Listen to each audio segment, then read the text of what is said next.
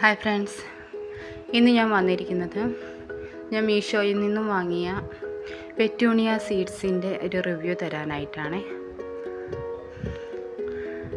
ഇത് ഒരു കോക്കോപീറ്റ്, ഒരു ചെറിയ പാക്കറ്റ് കോക്കോപീറ്റാണ് ഇതിനകത്തുള്ളത്. പിന്നെ നമ്മുടെ പെറ്റൂണിയയുടെ സീഡ്സുമാണ് ഉള്ളത് കേട്ടോ.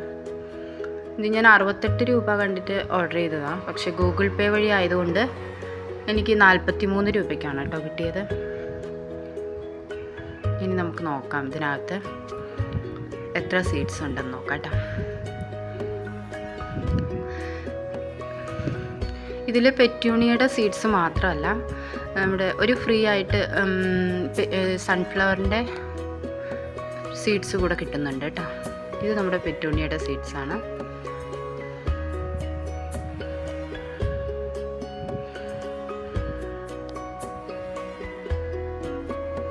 ഇത്രയാണ് കേട്ടോ ക്വാണ്ടിറ്റി വരുന്നത്.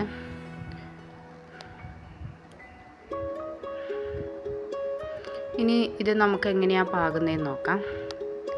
അതിനായിട്ട് ആദ്യമായിട്ട് ഞാൻ എടുക്കുന്നത് കുറച്ച് പൂഴിമണ്ണാണ് കേട്ടോ.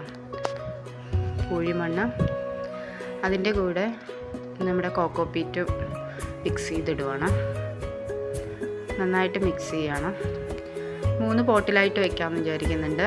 ഒരു പോട്ടിൽ നമ്മുടെ സൺഫ്ലവറിൻ്റെ സീഡ്സും ബാക്കി 2 പോട്ട്സിലായിട്ട് പെറ്റൂണിയ സീഡ്സും പാകാമെന്ന് വിചാരിക്കുന്നുണ്ട് കേട്ടോ. നന്നായിട്ട് മിക്സ് ചെയ്തിട്ട് എടുക്കണം.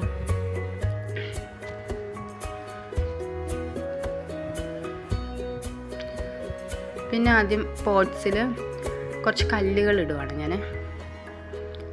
വെള്ളം നന്നായിട്ട് വാർന്ന് പോവാനൊക്കെ ആയിട്ടാണ്. എന്നിട്ട് നമ്മുടെ പോട്ടിംഗ് മിക്സ് ചേർക്കുവാണ്. അങ്ങനെ 3 പോട്ടുകളിലായിട്ട് മണ്ണ് നിറച്ചു. ഇനി ആദ്യം നമ്മുടെ സൺഫ്ലവർ ഇട്ട് കൊടുക്കുക കേട്ടോ. സൺഫ്ലവറിൻ്റെ സീഡ്സ് ഇട്ട് കൊടുക്കുകയാണ്. ഇതെങ്ങനെ പാകേണ്ടതെന്ന് എനിക്ക് അറിഞ്ഞുകൂടാ. ഞാൻ ഇതിൽ തന്നെ ഇടുവാണ്, ഈ മിക്സിൽ തന്നെ ഇട്ട് നോക്കുവാണ്.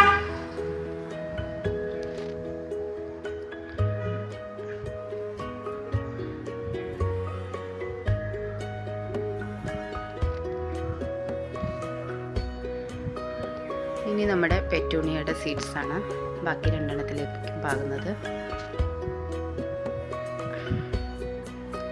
തീരെ പൊടിയാണ്, ശ്രദ്ധിച്ച് പാകണം, അല്ലെങ്കിൽ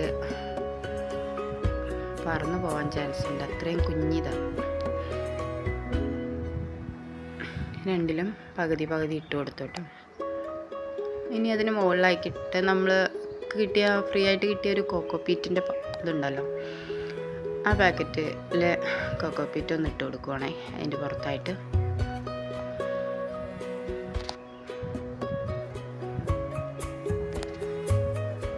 രണ്ടെണ്ണത്തിലും മുകളിലായിട്ട് ഇട്ട് കൊടുക്കുകയാണ്.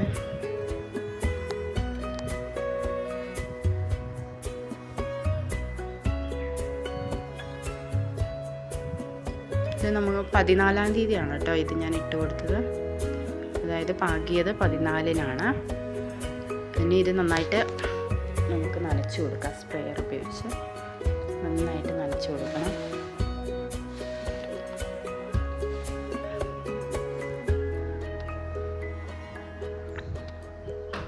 ഷെയ്ഡിലാണ് കേട്ടോ വെച്ചിരിക്കുന്നത്. ഷെയ്ഡിലാണെങ്കിലും ഞാൻ കുറച്ച് ഇലയൊക്കെ വെച്ച് മറച്ചു കൊടുക്കുകയാണ്.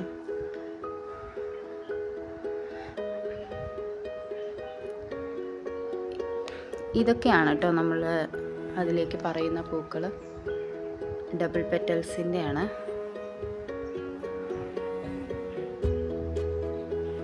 ഇനി 19-ന്, അതായത് 5 ദിവസം കഴിഞ്ഞ് ഇതൊക്കെ നന്നായി മുളച്ച് വന്നിട്ടുണ്ട് കേട്ടോ. എല്ലാ സീഡ്സും മുളച്ചിട്ടുണ്ടെന്ന് തോന്നുന്നു. ഏകദേശം എല്ലാം നന്നായിട്ട് വന്നിട്ടുണ്ട് കേട്ടോ.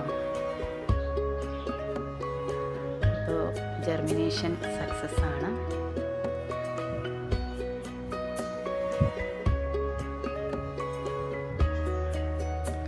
ഇനി ഇത് 23 കുറച്ചുകൂടെ വലുതായി നന്നായിട്ട് കാണുന്നുണ്ട്. ഇപ്പം ഏകദേശം എല്ലാ സീഡ്സും മുളച്ചിട്ടുണ്ട് കേട്ടോ. നമ്മുടെ സൺഫ്ലവർ നന്നായിട്ട് മുളച്ച് വന്നിട്ടുണ്ട്. അപ്പോൾ ഓക്കെ, താങ്ക് യു.